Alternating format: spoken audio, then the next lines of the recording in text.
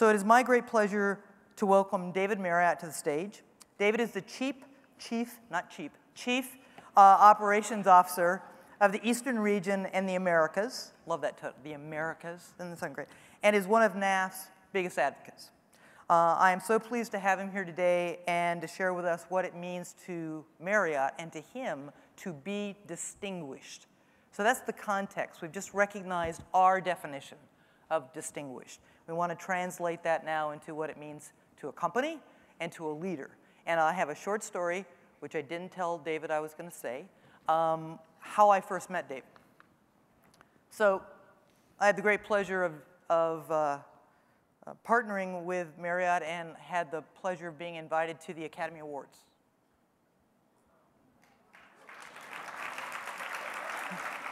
Sorry, I know you may have all been there before, but I hadn't, right?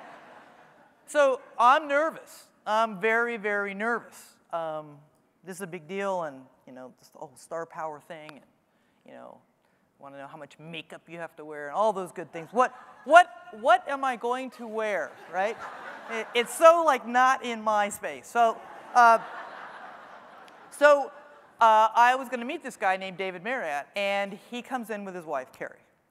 And I have never engaged with a corporate leader who was so human, so warm, so funny, and so relaxed and comfortable in his own skin.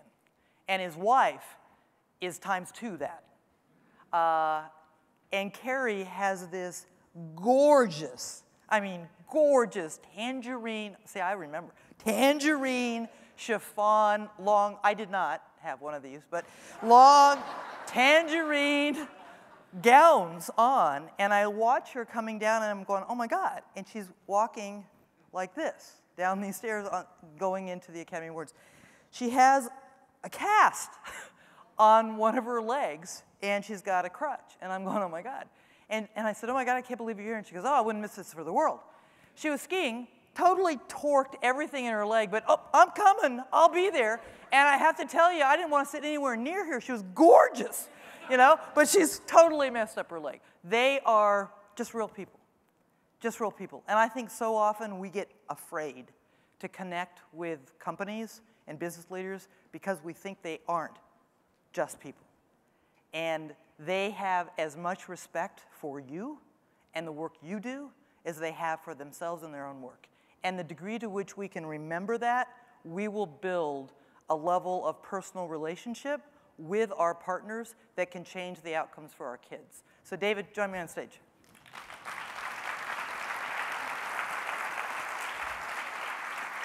You look so young, too. Thank you. Well, JD, that was probably the most kind introduction I've ever had, so thank you very much. I don't know that I'm deserving of that, but Carrie certainly is, right? Carrie certainly is. And just to build on the story you told about Carrie, she actually broke her pelvis skiing right before the Academy Awards, and like you, we had never been to the Academy Awards, and we haven't been back since, but I was head of global sales at the time, and we had the opportunity to host that year. And so as Carrie got run into by a skier on the mountain in Deer Valley in Utah, and when she's laying there in the hospital and they're telling her that, yes, your pelvis is broken and you've got a couple broken ribs and you've got a concussion and all this, I said, Carrie, we can go to the Academy Awards next year. This is no big deal if we stay home this year. And she grabbed me by the hand and she said, you're not making me stay home from this. We are going to the Academy Awards, damn it, no matter, And she was very adamant about it. So when we got there and we arrived at the red carpet, the people in security took pity upon Carrie because here she was limping on crutches. And they pushed the lines in two different directions when you arrive at the red carpet. All the stars go to the left and everyone else goes to the right. I was on the right. And they took a look at Carrie and they said, you better go to the left so you can take your time and get down the carpet, in a slow manner and not hurt yourself and what have you. So we actually walked onto the carpet right next to Tommy Lee Jones, and he leaned over to Carrie and he said, what happened to you? Are you okay? And she said, well, I got hit by a skier in Deer Valley. And he kind of did a double take and looked at her and he said, you got hit by a deer? And Tommy Lee Jones' wife kind of smacks him and says, a skier, Tommy, a skier. So we made some great memories at the Academy Awards, and people were stopping left and right to talk to Carrie to ask if she was okay. Laura Linney and Jennifer Garner and others. And I said to Carrie, I said, next time we come to this event, if we ever get back, I get the crutches. This isn't fair. Carrie's other comment on that particular actor. Right after that happened, he was at the bar. I was coming on the right side where there weren't any stars. And you guys were on the other side. This is before I'd met you. And Carrie told me afterwards that when I went to introduce myself and he introduced himself back to me, she leaned over to me, and I don't think Carrie knew who I was yet, that I was going to be sitting with you and that I was your guest. And she goes, God, with you next to him, he is so short.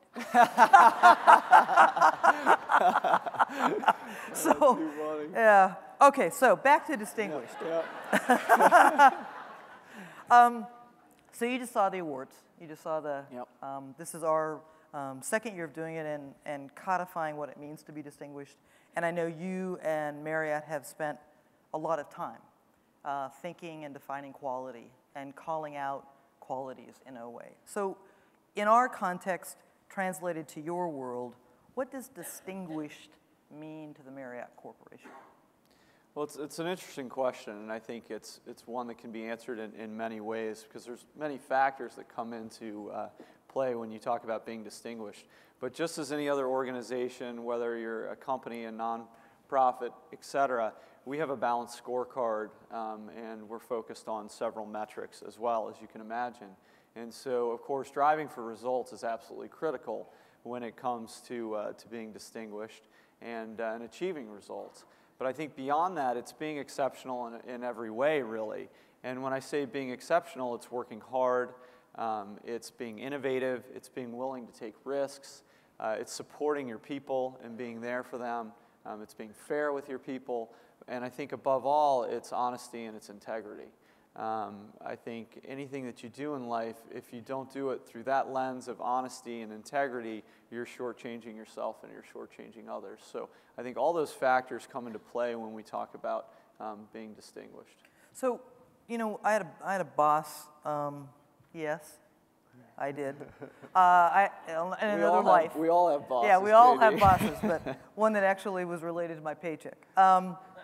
So he had a sign on his desk, and it was my first introduction to him after I'd been appointed. And the sign said, "Reward results, not effort." So, and I think the scorecard helps doing that, knowing what your metrics are, what their targets are, and shooting for it. But talk to me about, because I always thought, I think effort matters too. Of course. I mean, I think, so that sign scared me a lot. So how do you manage in Marriott in terms of its core values as an organization, and as a leader in that organization? How do you try to reinforce not only the achievement, because there's so much that happens before you get to the end game, and you can put indicators along the way, but there's also something else that you're watching for, that's really about values. And exemplifying the values of a huge corporation. How do you do that as a leader? I mean, how do you do that? How do you walk that? Well, Marriott International just celebrated its 85th birthday in May, and thank you. And my grandfather and grandmother started the company on May 20th, 1927. Wow. And my grandfather really started the company based on the core values of, if you take good care of your associates, they'll take good care of the customers, and the customers will come back. And he was famous for connecting with his people. He would always go back into the kitchens. We started as a restaurant company. He would always go back in the kitchens and shake hands with the chefs, take the opportunity to teach, even if they knew how to make French fries, and what have you. He would always ask the question, do you know how to make French fries? And whether they said yes or no, he was going to show them anyway. But he took that time to really connect, to ask how they were doing. As we got into hospitality, he would have to attend many association meetings at our properties, and he was late for several of those meetings because he was found engaging housekeepers and hourly associates, finding out how they're doing, what challenges they're facing at work, and little things like how's the food in the cafeteria, is your manager listening to you and taking care of you. And he always made it a priority to put the people on the front lines first. And he embraced that. And you know, of course, we're all working towards those goals and those results, but sometimes things get in the way. Sure. And I think as a manager, you have to be understanding of that. You have to be aware of that. And so it goes beyond the various metrics. We have an evaluation process that, of course, incorporates the metrics that you're trying to achieve, but it also brings into play different business competencies and what have you that you're also evaluated on as well. And so we try to look at the total picture. Right. The results are incredibly important, but the other stuff is important too. And I think you have to find that balance, and you have to be supportive and fair with your people. You know, I think that you know, one of the things that I've always noticed, because we've been in partnership, NAF's been in partnership with Marriott for so long, and the connection with the properties doesn't matter if it's here, if it's in San Francisco, if it's in Orlando. There is a threshold that one, as someone who's benefiting from your services, there's a threshold that is everywhere. Now, some do it a little bit better, a little bit differently. There are unique, but there is a level of consistency of quality that I find impressive in terms of just size and scale. And one of the things that we worry about in our work around the distinguished and our metrics is we want to scale, as you have scaled, we want our quality measures to not be so differentiated from place to place to place to place that the brand can't sing. And you've managed to figure that out. So what I'd ask is, in the context of our work, you have at Marriott the Spirit to Serve kind of anchor. Yep. Talk to us about what that is, and how could you maybe translate that as a mantra that we as a network should begin to think about as part of something to enhance our calling out of distinguished performers? Okay. We do, as you so mentioned, have a Spirit to Serve. In fact, that was the name of my father's book that he wrote a number of years ago. It was The Spirit to Serve. And I think everything that we do is around that service aspect. My grandparents believed very strongly in serving the communities within which you worked. They made that a huge priority.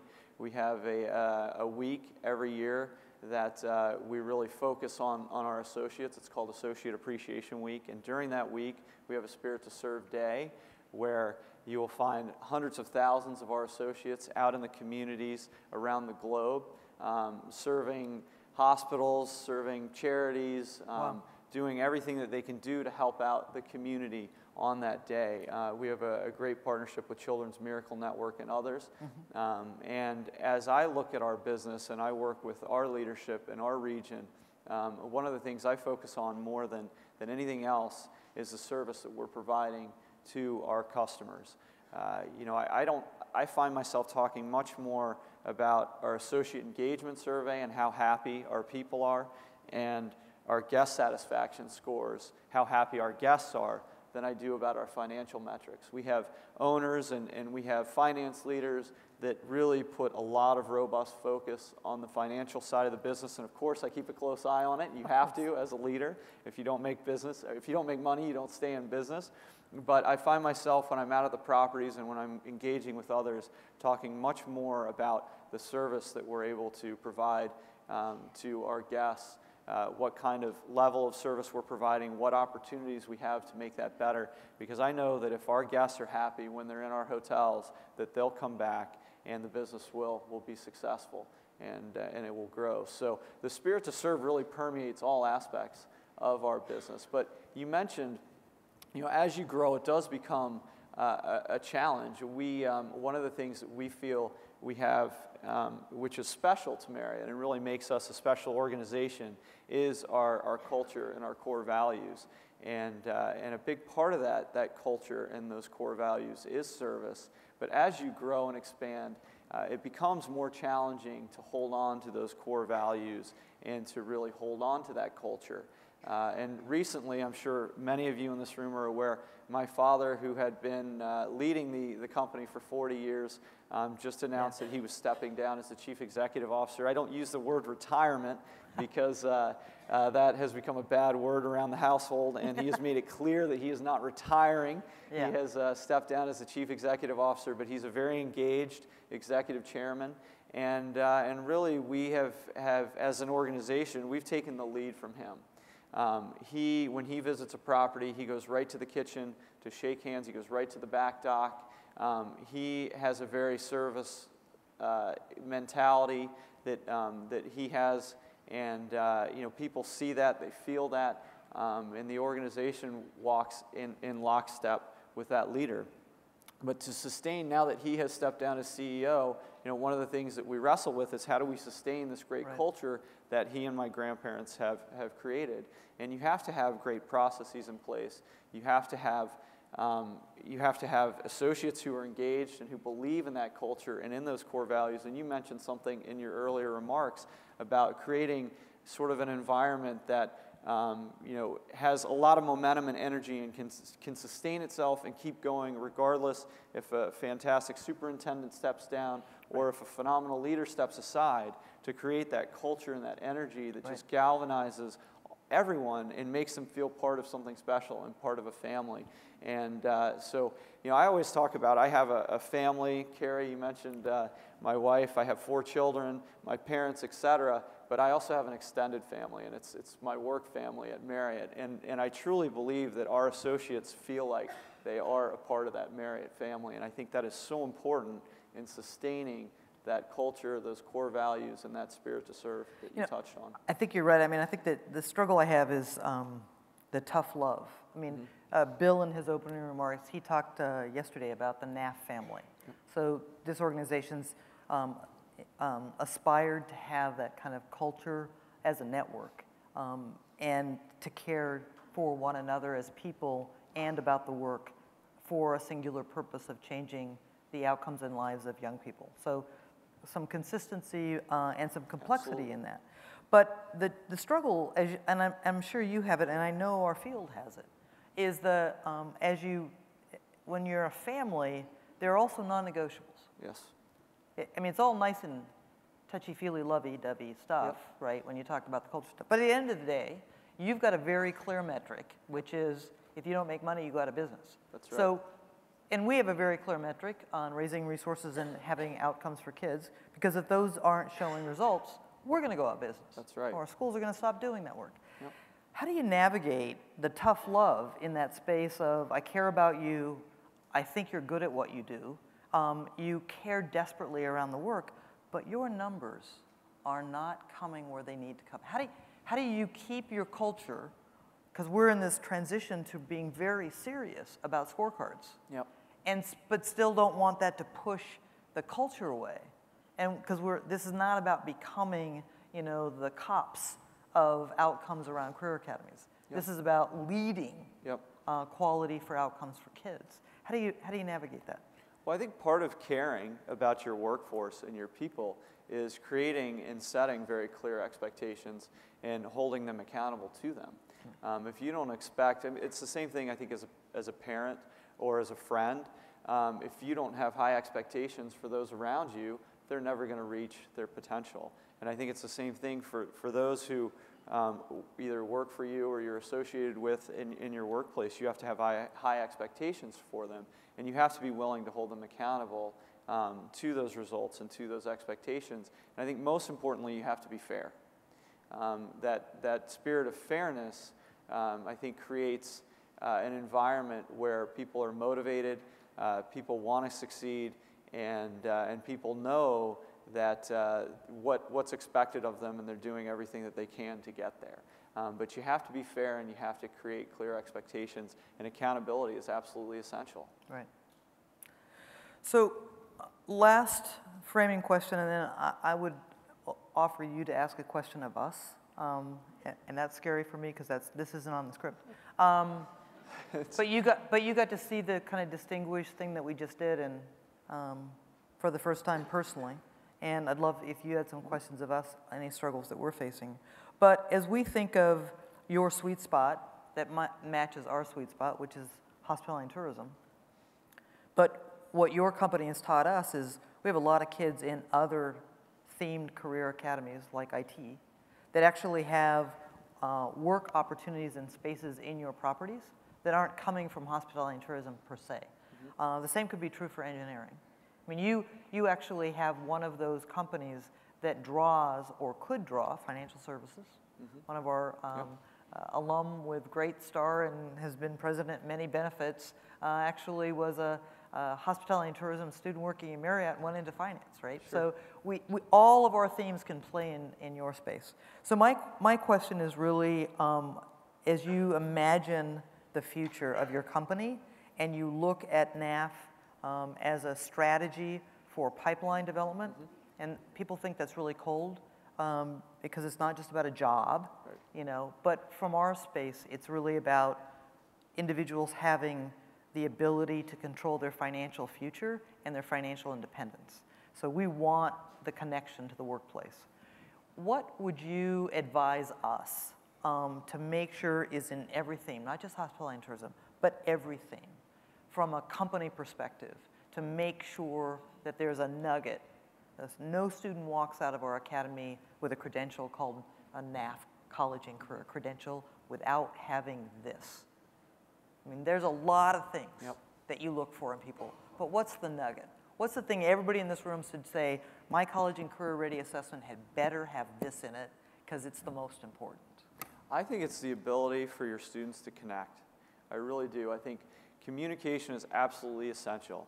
And if they can connect and build relationships with individuals, that goes beyond everything, in my opinion. Because I always, when we look at hiring people, I know that we can provide them as an organization, we can provide them with the skills and the tools that they need to be successful. What we can't provide them with are their attitudes and their ability to connect with people and build those relationships. And I think that is absolutely essential above all, I believe, in being a successful individual and being successful in business, whatever your career is, in teaching. I think that ability to connect is absolutely critical.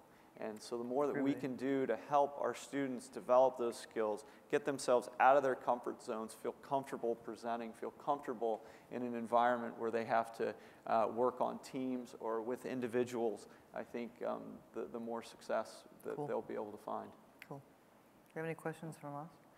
I guess the one question that I would have, JD, is what do you see as your single biggest challenge going forward as you march toward this goal of 100,000 graduates? Good question. I think it's making sure that our assessment and definition has currency. So I'm serious when I want Marriott, one of the companies endorsing my credential, our credential, right? Yeah. Xerox is behind it. For anybody that's engaged with us and cares about our work, believes in our work, invests in our work, I need companies to stand behind that credential. I want to see your HR department ask that first question on the application form, do you have a NAF credential? Because there's a pull strategy that is critical for this work because the education space is a flavor of the month environment. We have reform models that spring up all over the place, all the time, every year. There are people in this room who have actually implemented and been funded to do probably 15 or 20 in their professional lifetime. And it's all, right?